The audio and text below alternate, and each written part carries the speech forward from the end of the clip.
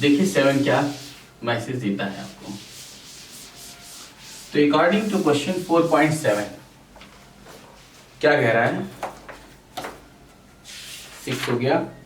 Question number 4.7, example 4.7, बहुत ही अच्छे question है ये सब, बहुत ही अच्छे, करना ही पड़ेगा आपको।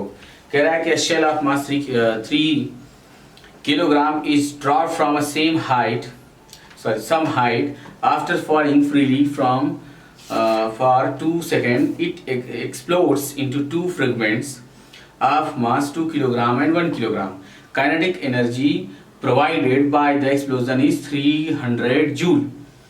Using G equals to 10 meter per second, calculate the velocity of fragments. Justify your answer if you have more than one option. बहुत बढ़िया।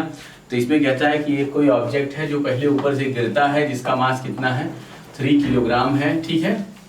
और जब ये 2 सेकेंड तक गिरा तो ये तुरंत जो है 2 फ्रेगमेंट में ब्रेक हो गया। एक का मास है 2 किलोग्राम और दूसरे का मास है 1 किलोग्राम, और फिर इनके अंदर अपनी जो भी वेलोसिटी हो, जिधर भी हो, ठीक है, इनके अंदर अपना अपना कुछ तो भी वेलोसिटी है। तो आइए पहले ये देख लेते हैं कि इसका पूरा मास कितना है, पूरा टोटल मास क्या है, 3 किलोग्राम। और एक बात और क्लियर हो गई कि m1 plus m2 equals to कितना है, 3 किलोग्राम, और वो दिया भी है।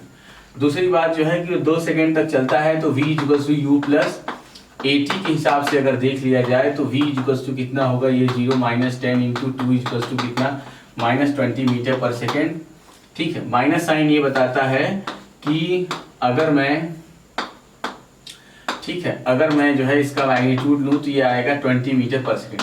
माइनस साइन बताता है कि ऑब्जेक्ट मूविंग डाउनवर्ड, क्योंकि हमने जो है एक्सेलरेशन ड्यू टू ग्रेविटी की हेल्प ली है। अच्छा, तो वो उसका ये कहना है kinetic energy provided by the collision, बाद में जाके टूट जाता है और इस जो है एक्सप्लोजन में 300 जूल की एनर्जी दी गई थी। तो आपको उन जो ये ब्रेक हो गए हैं उनकी क्या निकालनी है, आपको वेलोसिटीज को बताना है। तो कुछ नहीं, तुरंत हम लोग लगा देते हैं कंजर्वेशन ऑफ मोमेंटम। अगर कहीं पर ऐसी बात आए एक्सप्लोजन, कॉलिजन, तो तुरंत जो है conservation of momentum, conservation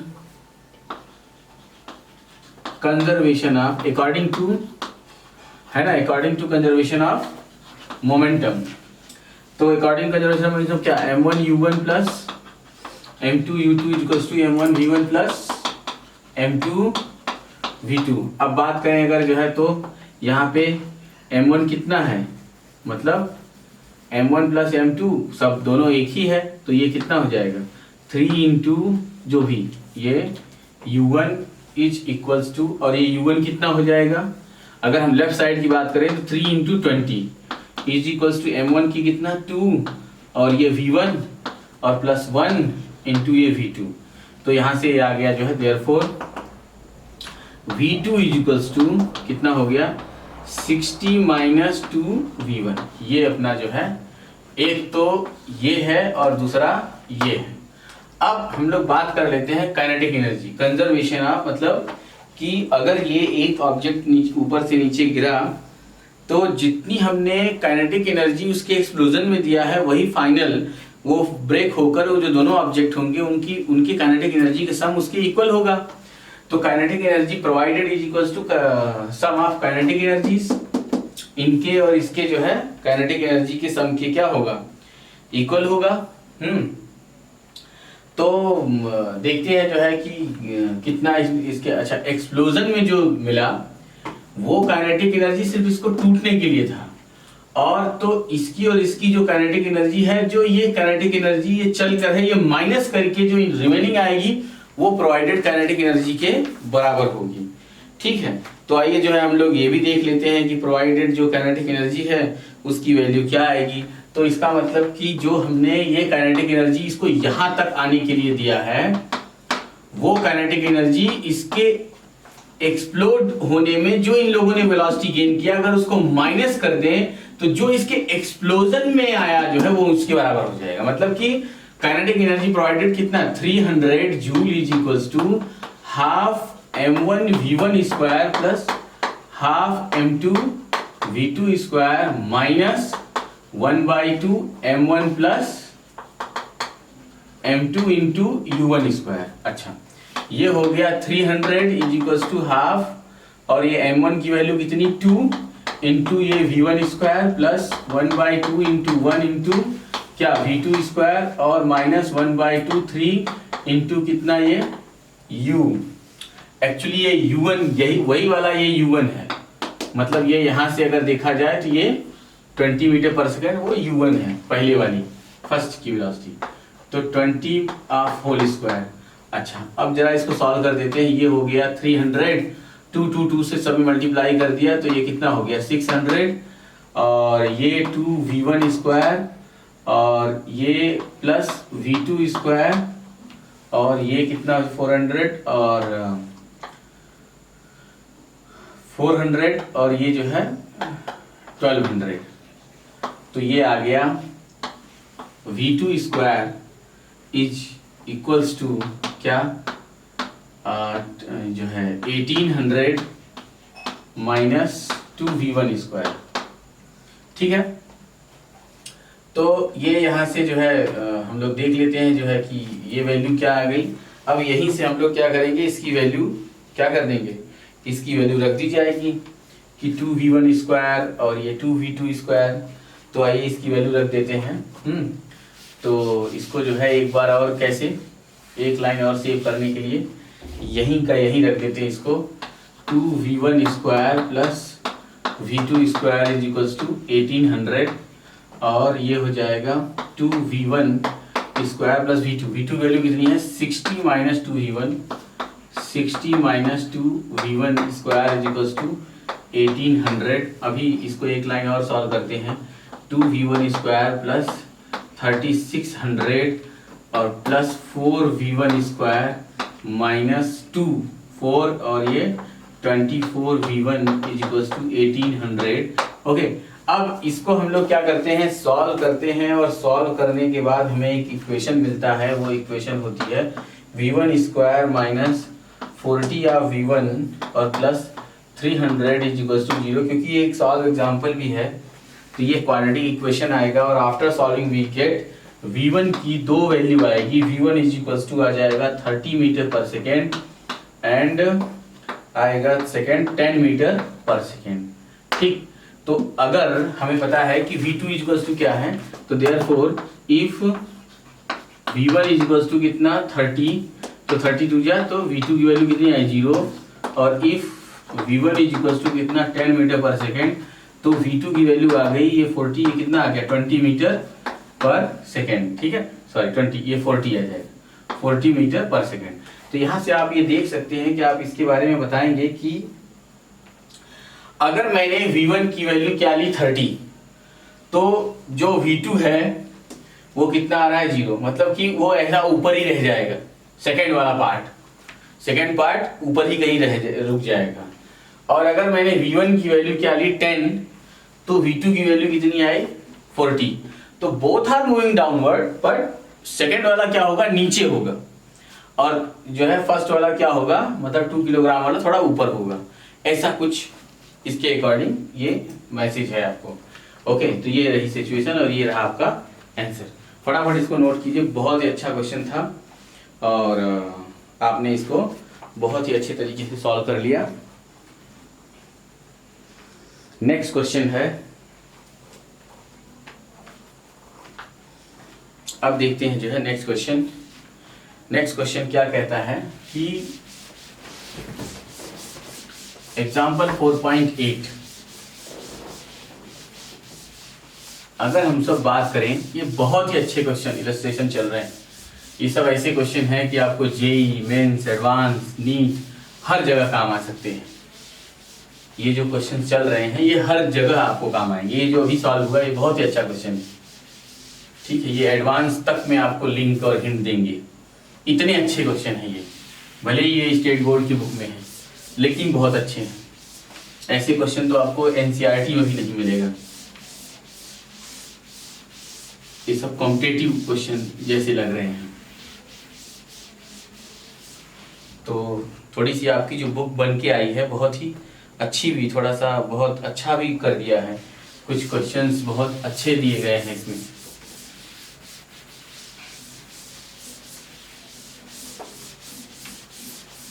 next question है क्वेश्चन नंबर है 4.8. Bullet of mass 40 gram each are fired from a machine gun at a rate of 5 per second towards a firmly fixed and surface of area 10 centimeter square. Each bullet hits normal to the surface at 400 meter per second and rebounds in such a way that the coefficient of restitution for the collision between the bullet and the surface is 0.75. Calculate the average force and average pressure experienced by the surface of its firing. Okay, तो ये तो बहुत ही अच्छा question है। पहले क्या क्या दिया है हम लोग उसको नोट कर लेते हैं। एग्जाम्पल 4.8 है, ठीक है, और ये दिया है कि u1 की वैल्यू पहले वो 400 मीटर पर सेकेंड कहता है, ठीक है, और कोएफिशिएंट ऑफ रेस्टिट्यूशन कितना है 0.75। अगर आप देखें तो जिस पर वो टारगेट किया जा रहा है तो ये क्या होना चाहिए u2, ये भी 0 है। टकराने के बाद इसका जो होना चाहिए, अगर इसको मैं सेकेंड ऑब्जेक्ट पकड़ूं तो v2 भी क्या होगा 0 होगा। और बुलेट क्या आ रही है, बुलेट आ करके फटाफट क्या हो रही है 5 बुलेट इसी प्रकार 1 सेकेंड के अंदर में 5 बुलेट इससे जाके टकराती हैं, ठीक है, कुछ इस प्रकार with in a second 5 bullet फटाफट टकराती है इससे 1 2 3 4 और ये एक जो है 5। तो 1 सेकंड के अंदर ये पांचों टकरा के गिर जाते हैं। और सेकंड वाला क्या है रेस्ट पर है, मतलब सेकंड बॉडी रेस्ट पर है, उसका सेकंड मतलब इनिशियल वेलोसिटी भी 0, फाइनल वेलोसिटी भी 0 होगी। इसका इनिशियल वेलोसिटी भी है, फाइनल भी कोएफिशिएंट ऑफ रेस्टिट्यूशन के थ्रू इतना परसेंट लॉस होके बचेगी इतना। तो कैलकुलेट द एवरेज। अच्छा, तो हम लोग जानते हैं कि यहाँ पर अब हमें पता चल गया कि u2 and u2 v2 equals to 0, therefore coefficient of restitution is equals to क्या होगा v2 minus v1 upon u1 minus u2। Velocity of separation में वेलोसिटी ऑफ सेपरेशन मतलब सेकंड वाला कितना फास्ट जा रहा है वही तो सेपरेट करेगा v1 minus v2 1 u1 minus u2। और v2 की वैल्यू कितनी हो गई 0 माइनस v1 की वैल्यू कितनी हो गई v1 मतलब वेलोसिटी फर्स्ट की। तो फर्स्ट की वेलोसिटी कितनी हो गई यहाँ पे ये v1 अपान ये u1 कितना 400 minus u2 0, therefore v1 is equals to e times of 400। Okay, तो e की वैल्यू 0.75 मल्टीप्लाइड बाई 400 0 और ये कितना हो गया अगर मैं इसको क्या लिख देता हूँ 0.75 को जो है 3/4 ये इसको कैंसिल किया, कितना आ गया 300। देयरफॉर जो v1 आया रिबाउंडिंग वेलोसिटी कितनी आ गई -300 मीटर पर सेकेंड। अच्छा, तो एक्चुअली u1 और u2 ही तो क्या करना है हमें फाइंड आउट करना था। क्या दिया है इसने u2 minus u1 v2 minus v1। अच्छा हाँ, यहाँ से माइनस बचा है, ठीक है। और ये क्या है u2 की वैल्यू क्या है 0, यहाँ माइनस बचा है इसलिए ये क्या हो जाएगा माइनस और ये तो यहाँ माइनस साइन ये रिप्रेजेंट करता है कि आफ्टर कोलिजन जो each bullet moving back with velocity 300 metre per second. अब आगे की स्टोरी बात कर लेते हैं। तो आगे की स्टोरी की what is the change in momentum. हमें तो फोर्स निकालना है, फोर्स के लिए क्या चाहिए change in momentum. Since change in momentum of each bullet तो क्या हो जाएगा m इंटू u1 माइनस मतलब फाइनल वेलोसिटी इनकी देखी जाए तो v1 minus u1।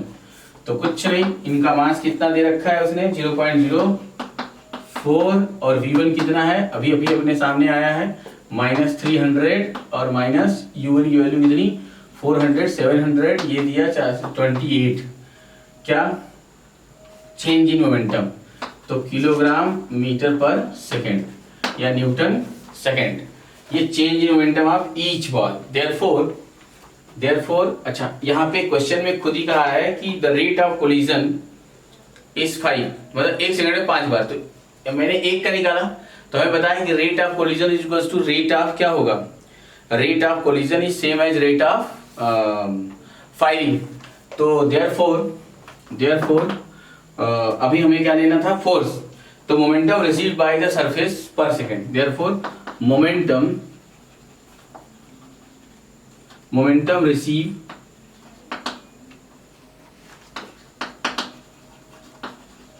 by the surface per second is equals to dp by dt।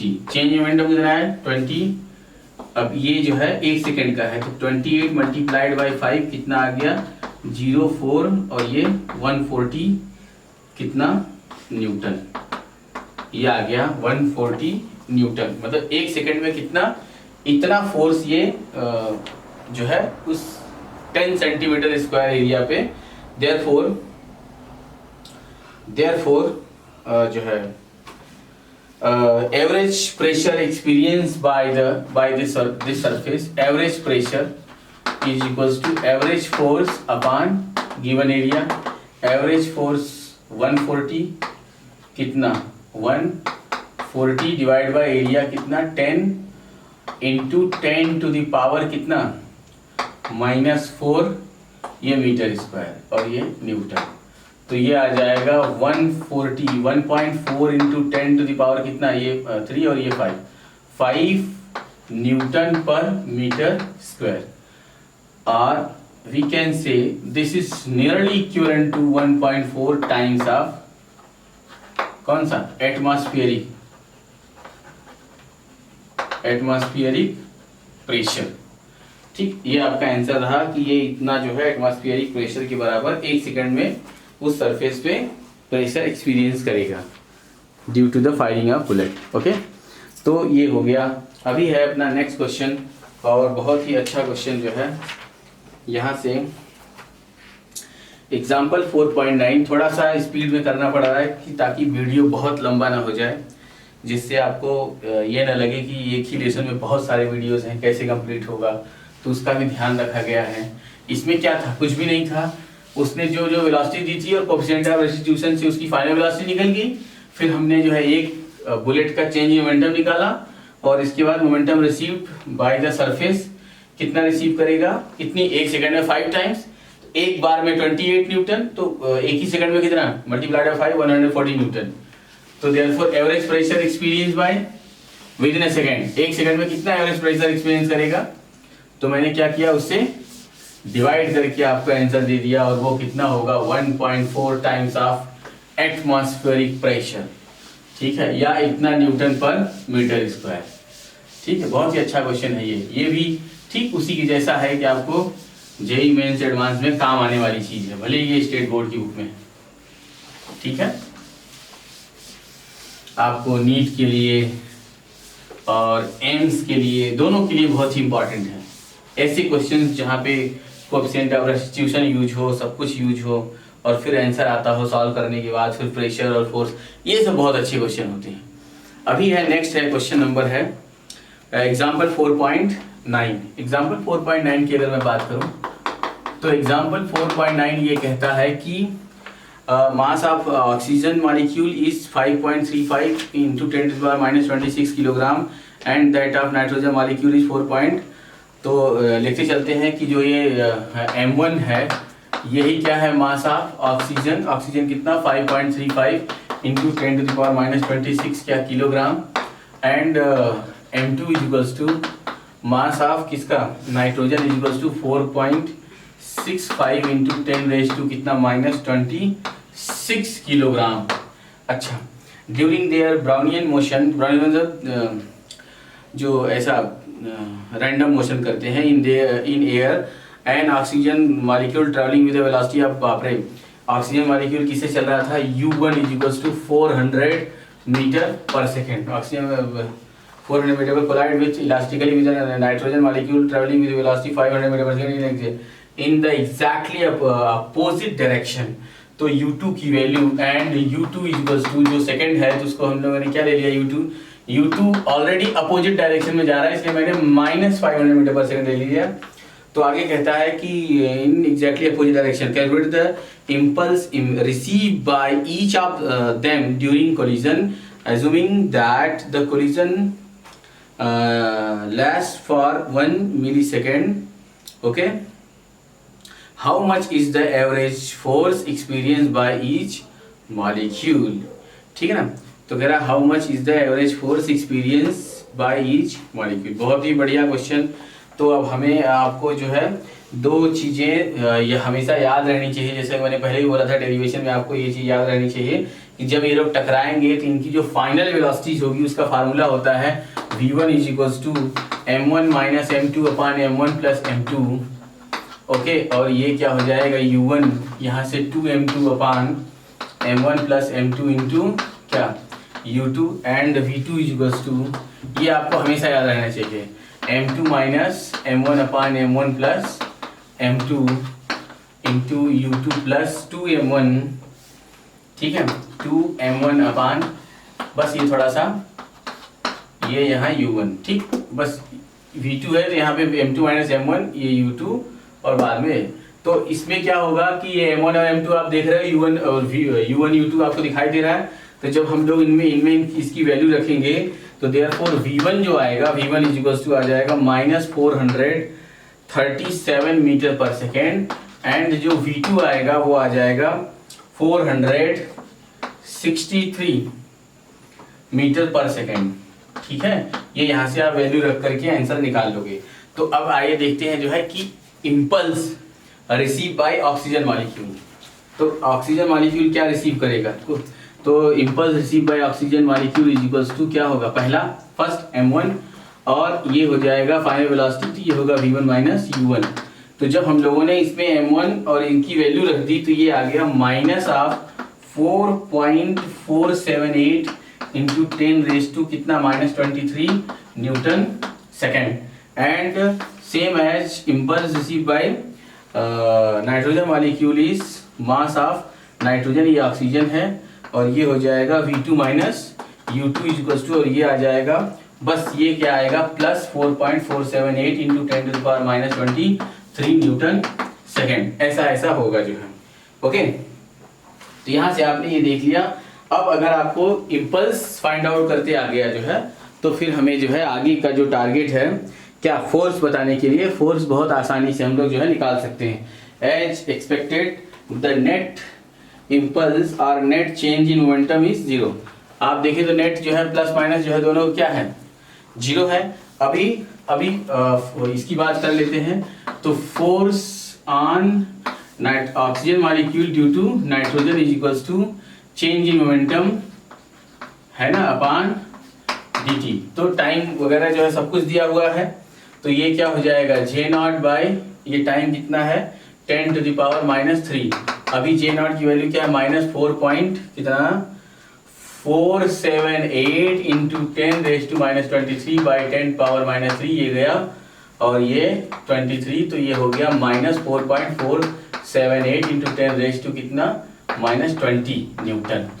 And force on किस पर नाइट्रोजन ड्यू टू ऑक्सीजन क्या हो जाएगा dPn upon dt is equals to Jn by 10 to the power minus 3 is equals to, और ये आ जाएगा F force on nitrogen due to oxygen is equals to कितना plus 4.478 into 10 raise to minus 20 Newton.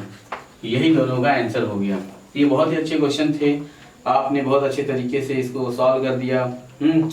अच्छा, एक चीज आपको ध्यान देने वाली बात है कि अगर जो है एक का फोर्स कितना आया है पॉजिटिव, दूसरे वाले क्या आएगा, एक का निगेटिव आया दूसरे वाले क्या होगा positive according Newton third law. तो ये दोनों आपको जो है दिखाई दे रहा है। ओके, तो यहाँ से आपको ये बात बिल्कुल क्लियर हो गई। तो अभी के लिए थैंक यू।